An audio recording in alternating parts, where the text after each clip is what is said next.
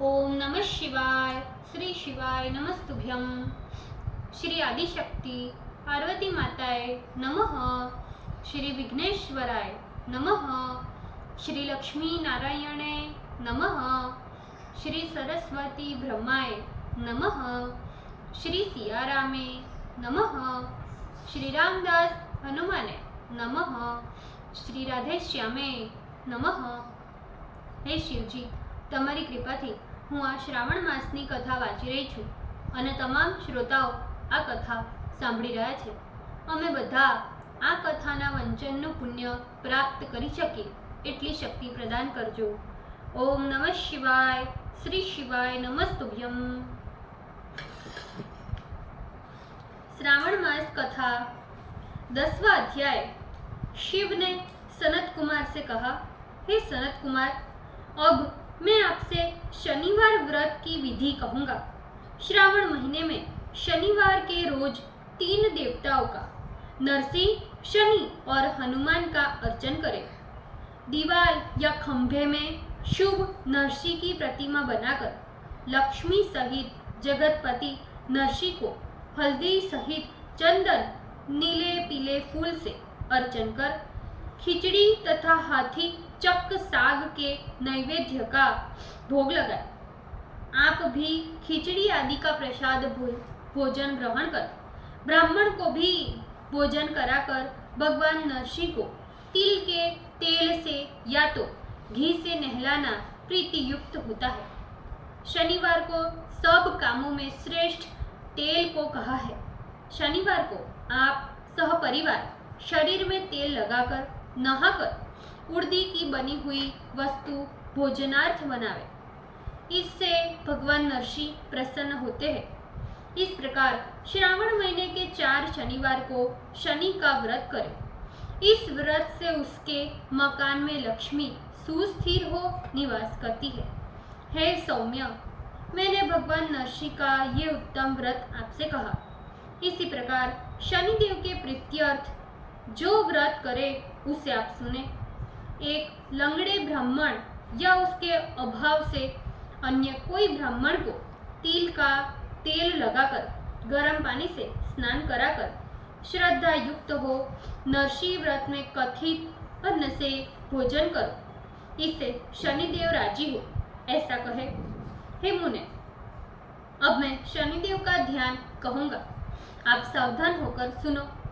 शनैश्चर का काला वर्ण है, मंद गति और कश्यप गोत्र है. शनि जन्म सौराष्ट्र देश है. सूर्य नारायण पुत्र वरदाता है. मंडल में दंडाकार स्थित है. इंद्र नीलमणि तुल्य कांतिमान है. बाण धनुष तथा त्रिशूलधारी है. सवारी गिद्ध की करते हैं. यम आधिदेवता तथा ब्रह्मा प्रत्याधिदेवता है. कस्तूरी, अगर, चंदन तथा गुग्गुल धूप और नैवेद्य में उड़द की खिचड़ी प्रिय है. ये विधान मैंने कहा. शनि ने अर्चन में रमणीय लोहे की प्रतिमा निर्माण कर शनि के लिए अर्चन तथा दान में कृष्ण ब्राह्मण उत्तम है.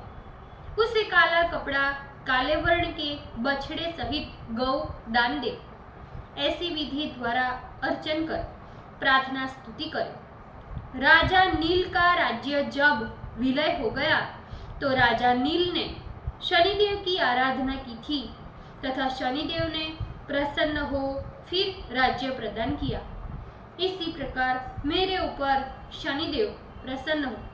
नीलांजन के तुल्य कांतिमान अति मंद भ्रामी छाया नाम वाली स्त्री सूर्य द्वारा उत्पन्न शनिश्चर को मैं नमस्कार करता हूँ. मंडल कोण में स्थित पिंगल नाम वाले शनिदेव को नमस्कार करता हूँ. हे देवेश, मुझे अति दीन पर कृपा करें. इस प्रकार की स्तुति द्वारा प्रार्थना कर बारंबार प्रणाम करें. शनिदेव के अर्चन में ओम शनो देवी इस मंत्र का स्मरण करें. जो प्राणी सावधान मन से विधि द्वारा शनिदेव का अर्चन करता है उसे स्वप्न में भी डर नहीं होता. हे विप्र, जो प्राणी इस तरह इस व्रत को करेंगे तथा श्रावण महीने के हर शनिवार के रोज भक्ति से अर्चन करेंगे, उनके यहाँ शनि से प्राप्त पीड़ा नहीं होगी। अब हनुमान की प्रसन्नार्थ विधि कहूँगा। श्रावण महीने के शनि को रोज हनुमान के प्रीत्यर्थ अभिषेक तिल तेल द्वारा रुद्र मंत्रों से करें। तेल मिश्रित सिंदूर को उनकी देह में लगा दे। जपा अर्घ तथा मंदार माला से अर्चन कर नैवेद्य के लिए उड़द का बड़ा तथा उपचारों द्वारा अर्चन करें। यथाशक्ति विधि भक्ति और श्रद्धा द्वारा अर्चन करें। हनुमान के प्रीत्यर्थ 12 नामों का जप करें। हनुमान अंजनी सुत, वायुपुत्र, महाबल, रामेष्ठ, फाल्गुन, सखा, पिंगाक्ष, अमित विक्रम, उदधिक रमण, सीताशोक विनाशक, लक्ष्मण प्राणदाता तथा 10 ग्रीवर परहा, इन 12 नामों को जो सुबह उठकर पढ़ता है उस प्राणी का कभी भी अशुभ नहीं होता तथा उसे संपूर्ण ऐश्वर्य मिलते हैं।